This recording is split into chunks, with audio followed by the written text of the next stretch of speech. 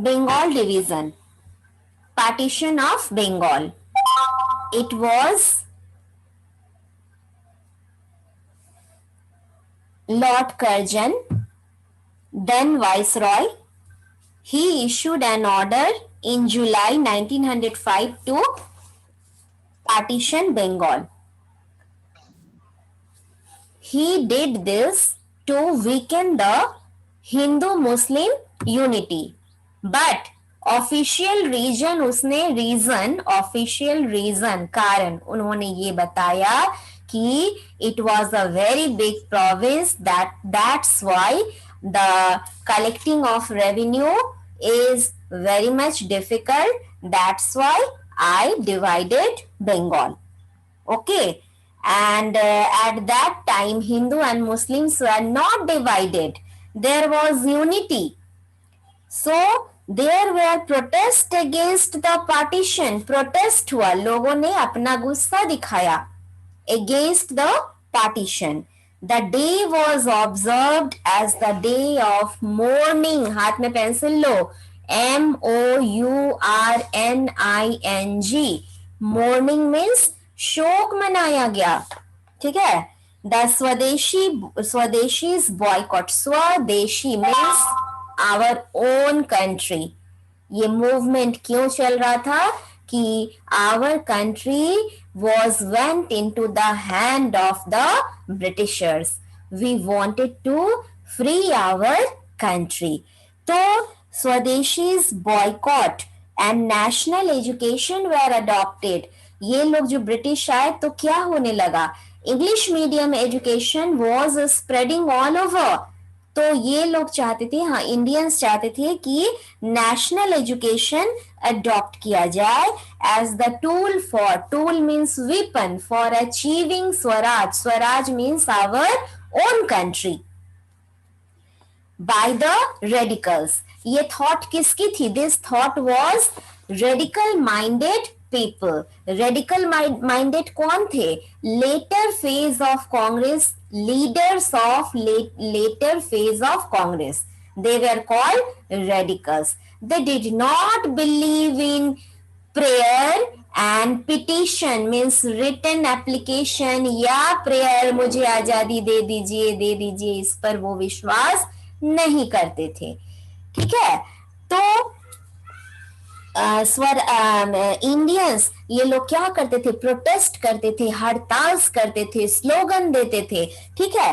तो Indians boycotted foreign goods. विदेशी सामान का बहिष्कार होने लगा. Indians were not ready to use foreign clothes और एनीथिंग.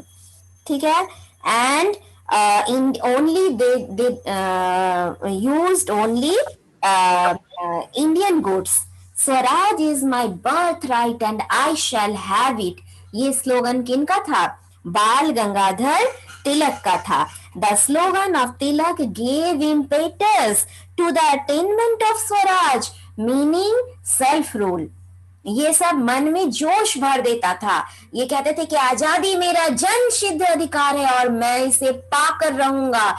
ये सब बातों से इंडियन के रेडिकल माइंडेड पीपल और सबके क्या होते थे? खून खौल जाते थे कि हाँ मुझे सबके मन में जोश आ जाते थे कि हम लोगों को आजादी किसी भी कीमत पर एट एनी कॉस्ट हम लोगों को आजादी हासिल करनी है. Students played an important role in these movements by boycotting classes and picketing shops selling foreign goods. Many women also joined this movement, this procession निकालते थे, जुलूस निकालते थे and picketing. The radical group among the Congress encouraged. अब देखिए radical लोग, इसके पहले वाले पेज में हम लोगों ने क्या पढ़ा था? डिमांड ऑफ द मॉडरेट्स, जिसमें मैंने कहा था एक 3 मार्क्स के क्वेश्चन इसमें आएंगे कि what were the main demand of moderates. और अब मैं क्या पढ़ा रही हूँ? The radical group encouraged. क्या एनकरेज किए वो मैं आपको बताने जा रही हूँ. तो लव फॉर स्वदेशी गुड्स, क्या इन लोग किए? Love for swadeshi swadeshi good.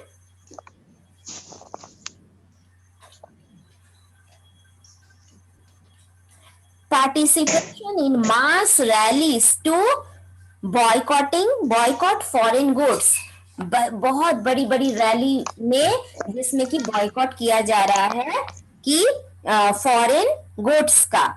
ठीक है, फिर क्या है कि boycott of government service, boycott of government schools, boycott of government colleges, मतलब कि अब हम लोग क्या करेंगे, ये लोग बॉयकॉट कर रहे थे कि स्वदेशी गुड्स नहीं यूज करें, बॉयकॉट गवर्नमेंट सर्विस नहीं यूज करेंगे, गवर्नमेंट जॉब नहीं करेंगे, गवर्नमेंट स्कूल में नहीं पढ़ेंगे, गवर्नमेंट कॉलेज में नहीं पढ़ेंगे, surrender of titles conferred bye the British, और सरेंडर कर रहे थे कोई टाइटल, ब्रिटिश लोग अगर किसी से खुश होते थे तो उनको कोई टाइटल देते थे, जैसे कि सर, सर क्या, सर रविंद्रनाथ टैगोर, समझ रहे हो, उनका नाम के साथ तो सर जुड़ा हुआ नहीं था, SIR सर, ये क्या है, दीज आर द टाइटल्स, ठीक है, given by the Britishers to praise anybody for his or हर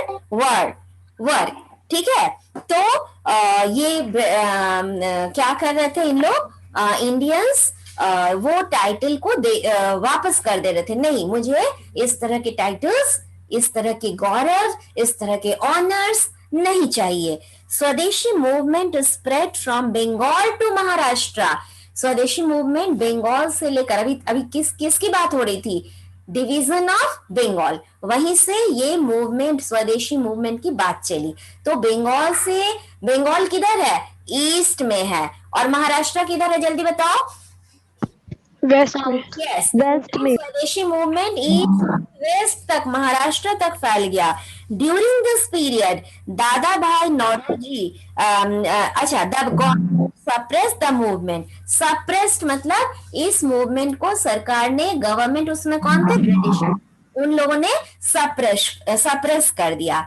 दादा भाई Naoroji presided over the Calcutta session, यही मैप वर्क है तुम्हारा कि कोई भी पूछ सकता है, कोई जरूरी नहीं कि यही पूछे, कुछ और भी पूछते हैं, मैं एक पूरे क्लास में मैप वर्क करवाऊंगी, आप लोग कल ही ले आओ, मैप ऑफ इंडिया आप कल ही ले आओ, कल बहुत तरह के इस चैप्टर के सारे मैप मैं करवा दूंगी, ठीक है, आपका नॉलेज हो जाएगा, ये सब आपको आगे की क्लास के लिए फायदा करेगा, ठीक है। तो government suppress the movement during this period, दादा भाई नौरोजी, पहला पहला जो था 1885 का जो setting of international Congress, Asia, बताओ कुछ, पागल गई हटेगी, एशिया का म्यूट करो अपने आप को, ठीक है। तो स्वदेशी मूवमेंट फर्स्ट हुआ, दादा भाई नौरोजी कहाँ प्रेसाइड किए, कैलकाटा, और फर्स्ट कहाँ हुआ था, उमेश चंद्र बनर्जी ने मुंबई में प्रेसाइड किया था, याद है ये लाइन, आपको याद है, मैं बताई थी, ये रहा, Indian first meeting of Indian National Congress took place in Bombay under the presidency of Umesh Chandra Banerjee, तो वो प्रेसाइड किसने किया, उमेश चंद्र बैनर्जी, कहाँ किया, मुंबई, और अब जो दादा भाई नौरोजी ने कहा किया, एवरी ईयर अलग अलग डिफरेंट प्लेस में होते थे ये मीटिंग, और डिफरेंट पर्सन उसको प्रेसाइड करते थे, तो दादा भाई नौरोजी ने कैलकाटा में किया। A call was given for attainment of Swaraj, self government, the differences between, और अब जो है डिफरेंसेस, ये दोनों के बीच में डिफरेंस थी, क्योंकि मॉडरेट लीडर्स की थिंकिंग कुछ और थी, उनके आजादी मांगने का तरीका कुछ और था, और रेडिकल लीडर की थिंकिंग कुछ और थी, और उनके आजादी हासिल करने का तरीका कुछ और था, तो दोनों के बीच में क्या थी, देयर वॉज डिफरेंसेस, तो ये डिफरेंसेस वो बढ़ता ही गया। differences between the moderates and radicals came to head during the Surat session in 1907. अब क्या हुआ, ये फिर याद रखो, ये जो 1907 का सूरत सेशन, हाथ में पेंसिल है, हर कोई लिखो, कांग्रेस स्प्लिट इनटू 2 ग्रुप्स, लिखो सब लोग, एवरीवन राइट। 1907 में अंडरलाइन करो, ये सेशन कहाँ हुआ, सूरत। जल्दी बताओ सूरत है कहाँ, सूरत है कहाँ, गुजरात तो गुजरात। आपको अगर मैप ऑफ इंडिया में गुजरात को डॉट करके दिखाता है कि द प्लेस, क्लू देता है, the place where Congress split into 2 groups, तो उस जगह का नाम क्लू देखकर, जगह को देखकर आप क्या लिखोगे, आपको सूरत लिखना पड़ेगा। इस क्वेश्चन का नाम होगा identify the place on an outline map of India, identify the place, और उसके क्लू दिए रहेंगे, कांग्रेस स्प्लिट इनटू 2 ग्रुप्स, तो आप उस प्लेस को पहचान लेना कि ये प्लेस सूरत है। एक जगह दोनों अलग हो गए, कौन कौन, रेडिकल और मॉडरेट, वो जगह का नाम सूरत, और फिर रीयूनाइट कहाँ हुए, लखनऊ में। कहाँ पे हुए, लखनऊ में। वो है आपका जगह का, वो है 1916, वहां भी दे सकता है, लखनऊ में डॉट लगा दिया और आपको पूछा कि identify the place where Congress reunited in 1916, तो उस जगह का नाम आपको लखनऊ लिखना होगा। उल्टा भी पूछ सकता है, आपको क्वेश्चन दे दिया, नेम द प्लेस लोकेट, अब क्वेश्चन रहा locate and label, locate and label the place where Congress reunited।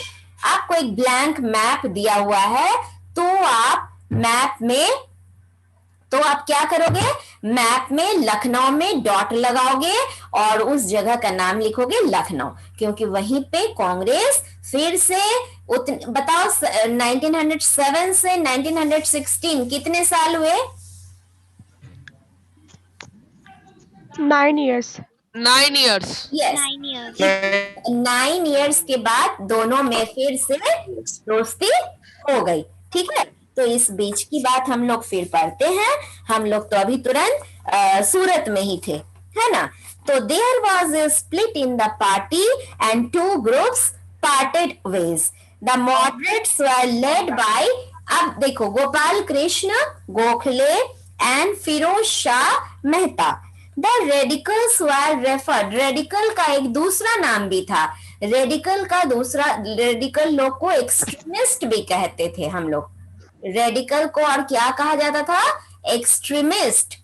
ठीक है, by the British. They were led by Lal Bal Pal. पहले वाले क्लास में मैंने तीनों का नाम पूरा बताया था, लाला लाजपत राय, बाल गंगाधर तिलक, बिपिन चंद्र पाल, ये तीनों को कहते थे लाल बाल पाल। दे वेयर एक्सट्रीमिस्ट लीडर। ओके, अब है फॉर्मेशन ऑफ मुस्लिम लीग। अभी हम लोगों ने एक पार्टी की बात पढ़ी, इंडियन नेशनल कांग्रेस की बात पढ़ी, उसके सेटअप पढ़े, उसके लीडर्स के बारे में जाने। अब ये दूसरी पार्टी है जिसका नाम है मुस्लिम लीग। इसका फॉर्मेशन कब हुआ, 1906 में हुआ। किसने किया, आगा खान। किसने किया, आगा खान। और ये कौन थे, religious head of the Muslim sect and Nawab Salimullah of Dhaka. उन दिनों तो हिंदुस्तान पाकिस्तान अलग था नहीं, हिंदुस्तान पाकिस्तान और बांग्लादेश भी बना नहीं था, वो ढाका पाकिस्तान में, मतलब कि पूरा इंडिया में ही था, हिंदुस्तान ही में था सारा कुछ, है ना। तो ये नवाब सलीमुल्ला ढाका के थे और ब्रिटिशर्स वर प्रैक्टिसिंग, अब वो ये पॉलिसी को कंटिन्यू कर रहे थे। कौन सी पॉलिसी, डिवाइड एंड रूल। तो तोड़ो और शासन करो। ये देखे कि हम लोग यूनाइट हैं, तो इन्होंने सोचा कि हिंदू और मुस्लिम में फूट डाली जाए। ये सोचकर उन्होंने क्या किया, पार्टीशन ऑफ बंगाल किया। और फिर अब क्या है, तो they encourage Muslims to form a separate organization. इन्होंने ब्रिटिशर्स लोगों ने मुस्लिम को वो किया, एनकरेज किया कि वो अपना अलग ऑर्गेनाइजेशन फ्रेम करे। Muslim League was formed in 1906 by Aga Khan, the religious head of a Muslim sect, and Nawab Saifullah और चलो मेरे चैनल डिलीट कर देते हैं। हाँ डिलीट कर हर्षित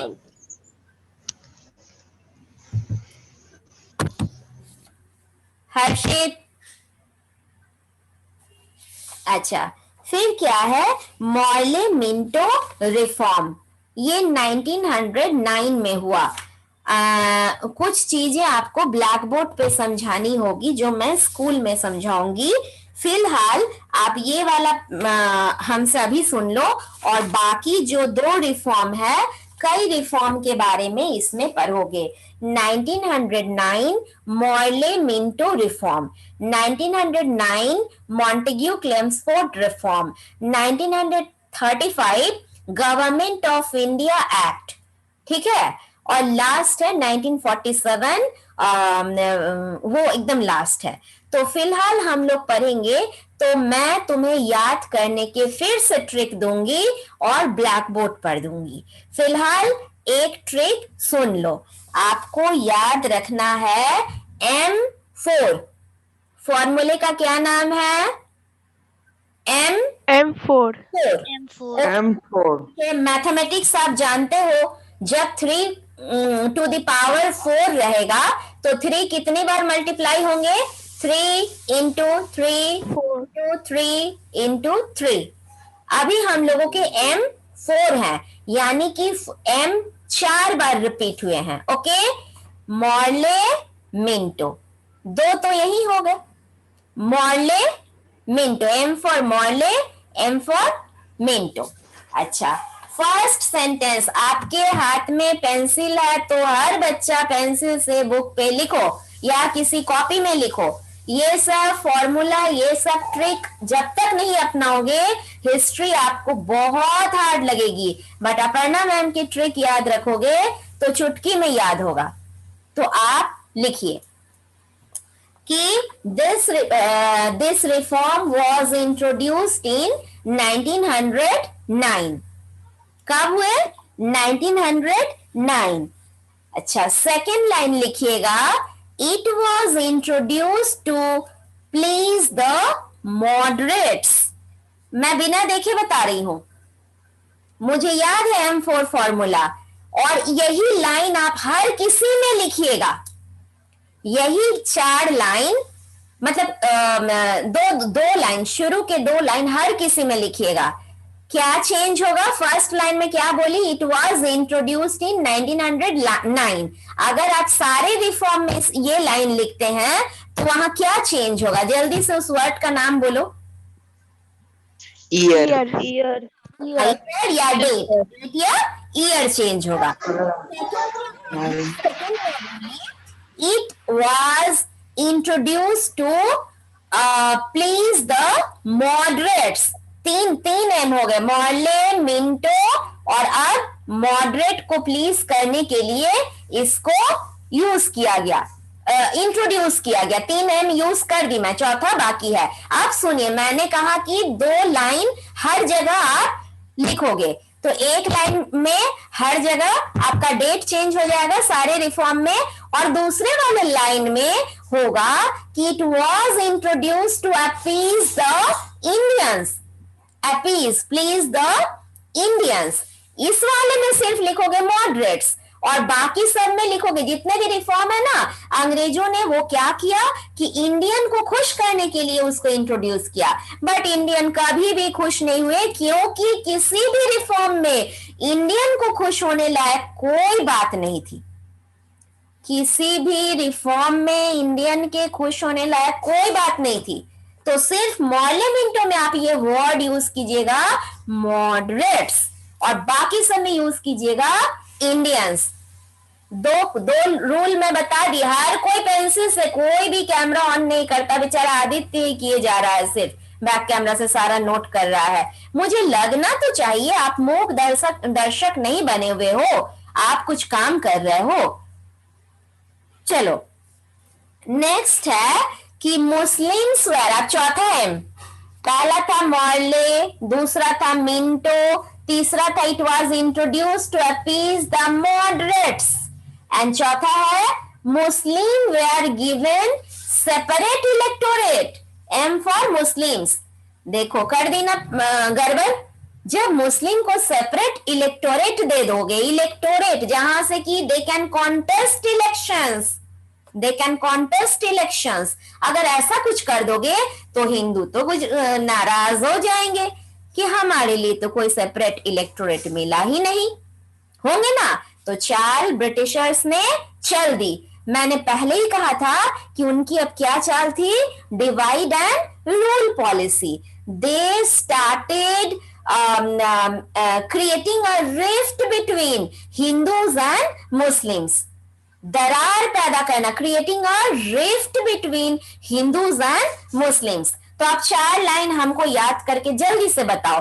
पहला है Morley Minto reform was introduced in 1909. Second line it was introduced to please the moderates. It was introduced to please the moderates. please appease या please, या तो appease या तो please the moderates। और थर्ड लाइन होगी Muslims were given separate ठीक है। अच्छा अब देखो एक लाइन बीच में छूटा, जो नहीं, मैं तो ये सिर्फ याद करवाने के लिए कह रही थी, जो पेसिफाई द मॉडरेट, यहाँ पे पेसिफाई भी लिख सकते हो, प्लीज भी, पेसिफाई मतलब शांत करना, पेसिफाई PA, देखो तुम्हारे बुक में पेसिफाई दिया हुआ है, उसका मीनिंग लिखो शांत करना। मॉडरेट को शांत करने के लिए ये रिफॉर्म इंट्रोड्यूस किया गया था। But the reforms did not pay any heed to the demand for Indians for Swaraj. लेकिन मॉडरेट का डिमांड क्या था कि हमें स्वराज दे दीजिए। लेकिन इस रिफॉर्म में स्वराज देने की कोई बात है, हाँ या ना? No, ma'am. नहीं है।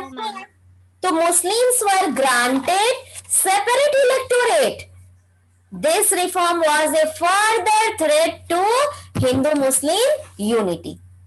फिर से हिंदू मुस्लिम यूनिटी में टेंशन हो गई। The moderates opposed it, and the struggle for Swaraj became more intense. अब है होम रूल लीग। फिर पेंसिल लो और फिर पेंसिल से यहाँ कुछ तुम्हें लिखना होगा, क्योंकि होम रूल लीग दो इंसान ने स्टार्ट किया। होम रूल लीग दो इंसान ने स्टार्ट किया।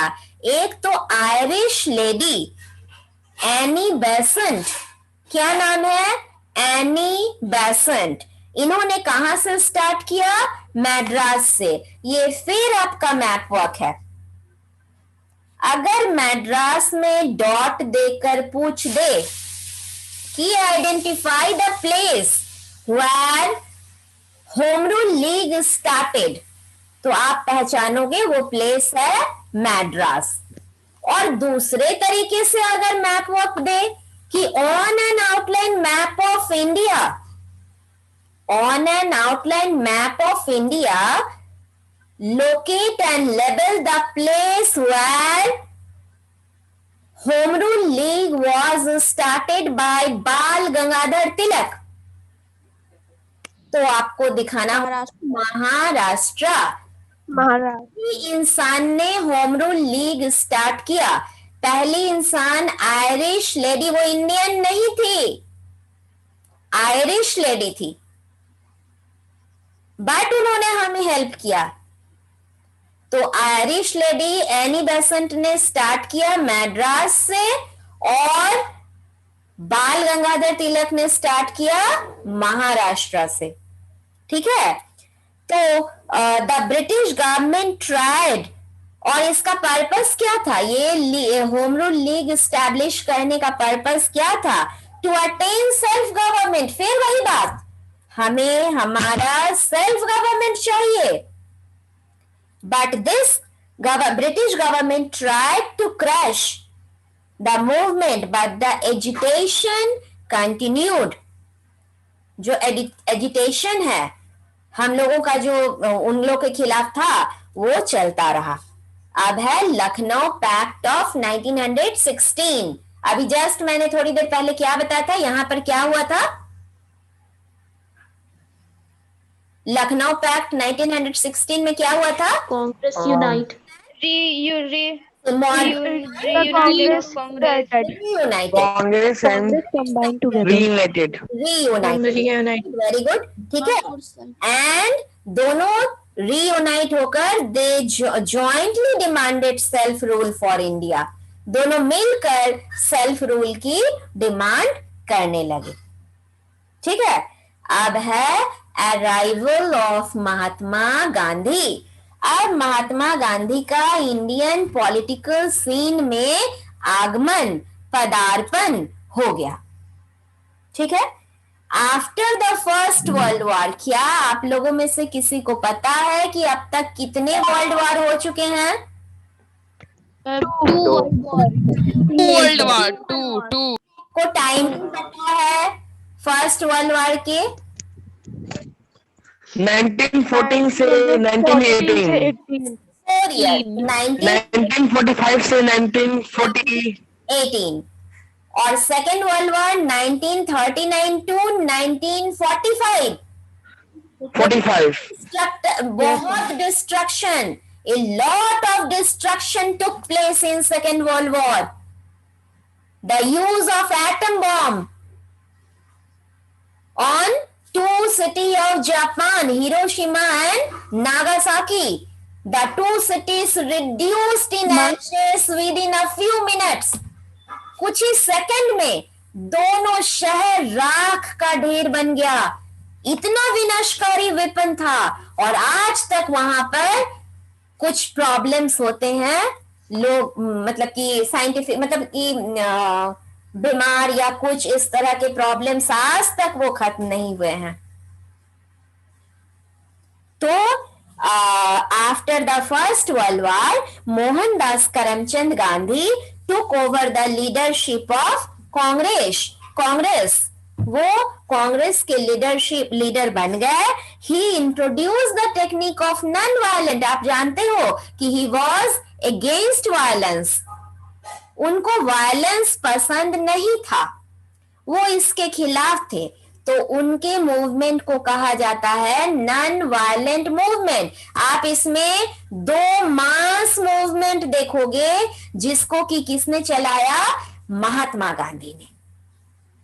आएगा कि राइट टू मास मूवमेंट्स, उसे भी मैं समझाऊंगी। बोली तो कि ये चैप्टर इज वेरी इंपॉर्टेंट, कई तरह के क्वेश्चंस पूछते हैं, लेकिन बड़ा इजी है। अगर मन से सुनो तो आपको कहानी की तरह याद हो जाएगी, आपको टेंशन करने की कोई जरूरत नहीं है। तो it was a non-violent struggle against the British operation. He propagated tolerance, brotherhood, non-violence and simple living and high thinking. आजकल के लोगों का क्या ट्रेडिशन हो गया है, भीतर में ज्ञान है नहीं है, बट सिर्फ बन सवर कर लोगों के सामने जाना, झूठी शान दिखाना, और इनकी क्या थी, simple living and high thinking. Gandhiji realized that social reforms were necessary for a truly national struggle. He established Sabarmati Ashram in Gujarat, where फिर एक क्वेश्चन, मैप वर्क। साबरमती आश्रम वॉज एस्टैब्लिश्ड इन, तो कहां, तो गुजरात, ठीक है, गुजरात। यस, हाँ। Where people, तो सब लोग कल याद रखिएगा, आप लोग को कल India, map of India, political लाने हैं, पॉलिटिकल लाने हैं, ओके। अच्छा, it began in Gujarat, where all people of all caste and religions were welcomed. His first movement was in support of peasant. सबसे पहले इन्होंने पीजेंट्स की मदद की। ये क्लास 10th का एक क्वेश्चन है, अक्सर ये मैप वर्क में क्लास 10th में पूछता है, ठीक है, कि ये पीजेंट मूवमेंट कहाँ हुआ। तो जगह का नाम है चंपारण। क्या किसी ने इस जगह का नाम सुना है पहले से, Champaran? Yes, ma'am. Yes, ma'am. Yes, ma'am. मेरा गाँव। Yes, ma'am. फर्स्ट चैप्टर में, हिस्ट्री के फर्स्ट चैप्टर में, डिस्ट्रिक्ट ऑफ चंपारण। हाँ, बिहार में है। नहीं, किसी ने अमेरिका किसी ने अमेरिका कहा क्या? नहीं ना, चंपारण है बिहार में, ठीक है। इट बिगैन इन चंपारण इन बिहार इन 1917। तीन आंसर। कौन सा मूवमेंट? चंपारण मूवमेंट। कहाँ हुआ? बिहार में। कब? 1917। किसको हेल्प किया? गांधी जी ने किसानों को हेल्प किया, ठीक है। क्यों? बिकॉज आपको याद है ना उस चैप्टर में कि peasants were forced to grow such crops which were in great demand in Europe. So they forced the peasants to grow indigo and they were given a very low cost. And you know now when they grow it, the soil loses its fertility. तो peasants के benefit के लिए peasant लोग गांधी जी से help मांगे कि हम लोगों को इसकी थोड़ी ज्यादा कीमत दी जाए। By 1919 Gandhi ji had become the और गांधी जी ने वो किया भी, और शायद उन लोगों को थोड़ी सी सक्सेस मिली भी। Gandhi ji by 1919 Gandhi ji had become the most popular leader of India. He launched many powerful mass movements. Mass movement मतलब जब कोई मूवमेंट एक दो आदमी का या 10-12 लोगों का न रह जाए, जब बहुत सारे लोग different sections of society participate, तो उसे कहा जाता है mass movement. Montagu Chelmsford reform और गवर्नमेंट ऑफ इंडिया एक्ट 1919, थोड़ी देर पहले मैं बोली थी कि एक और रिफॉर्म मैं पढ़ाऊंगी, बोली थी, जिसका नाम है मॉन्टेग्यू क्लेम्सफोर्ड। अब पहले रिफॉर्म को याद करके इस रिफॉर्म में 2 घिसा पिटा लाइन आप सुना दो। एक कि कब हुआ, दूसरा क्या बोली थी, जल्दी बोलो। It was introduced in 1919. It was introduced for applause of the Indians. It was introduced to appease the moderates. Indians. Ma'am, it was announced to appease the Indians. उसमें क्या बोली थी? To pacify the moderates. हाँ, इसमें बोलेंगे to appease the Indians, ठीक है। ठीक, देखो यहाँ क्या लिखा हुआ है। हम ये वाला लाइन क्यों सेट कर रहे हैं कि एक जैसा लाइन आपको याद करने में आसानी होगी और वो लाइन राइट भी होंगे, पर बुकिश लैंग्वेज में थोड़ा पढ़ देती हूँ, थोड़ा ध्यान से सुन लो। The British paid no heed to the agitations for self-rule going on all over the country. पूरे देश में सेल्फ रूल के लिए कुछ ना कुछ मूवमेंट कुछ भी हो रहा था, चिटपुट तरीके से। But British were paying no heed, British उस पर कोई कुछ भी नहीं कर रहे थे। They introduced another set of reforms to appease people, but the reforms were insignificant. The number of elected, इसमें क्या हुआ? अब थर्ड लाइन इसमें क्या बोलोगे? The number of elected members were increased in legislative assembly. मतलब लॉ मेकिंग बॉडी जो हमारे यहाँ अभी क्या है, लोकसभा राज्यसभा है। उस समय नहीं थे लोकसभा राज्यसभा, बार बार मत सोच लेना कि उस समय थे। मैं बस एग्जाम्पल देकर समझा देती हूँ कि लेजिस्लेटिव असेंबली क्या है।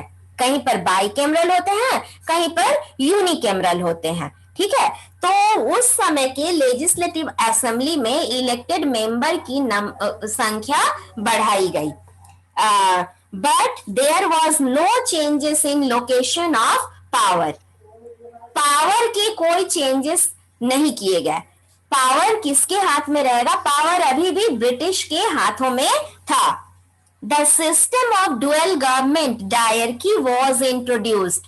डुअल गवर्नमेंट याद है? डुअल गवर्नमेंट याद Yes, ma'am. है ना? Yes, ma'am. Yes, ma'am. Power Yes, ma'am. power was located in the hand of Divided two heads. power, and Indians were revenue, army and judiciary किसके हाथ में थे? British के हाथ में। और इंडियंस British. क्या कर रहे थे? सिर्फ look after the administration. Administration. ही वही चीज रहा। नाम के लिए लेजिस्लेटिव असेंबली में number of elected members was increased, but dual government was still exist, ठीक है। All important subjects like finance माने मनी, एंड पुलिस वही आर्मी पुलिस है ना, were under the control of governor, मतलब British governor, and the Indian ministers were given in charge of education and health. तो देख लो, least important things were given in the hand of the Indians, and all the most important thing, finance, power, police, were kept under British. But the real power still remained with the British officials. Indians were very, very disappointed by the reforms. Indian को बहुत ही निराशा हुई। मैंने कहा था एक के बाद एक रिफॉर्म पास किए जा रहे थे, बट इंडियंस लोगों को खुश करने के लिए, बट इंडियन खुश नहीं हुए क्योंकि उसमें खुशी वाली कोई बात ही नहीं थी उस रिफॉर्म में। समझ में आई? तो आज आपने 2 रिफॉर्म पढ़े, सूरत और लखनऊ सेशन पढ़े कि उसमें मॉडरेट और रेडिकल्स का क्या क्या हुआ। आपने कुछ मैप वर्क आपके समझ आई। अच्छा, एक्सट्रीमिस्ट के कुछ प्रोसेस आपने पढ़ा, एक्सट्रीमिस्ट के कि उन लोगों के क्या वे थे, उन लोगों ने क्या क्या किया। तो और फॉर्मेशन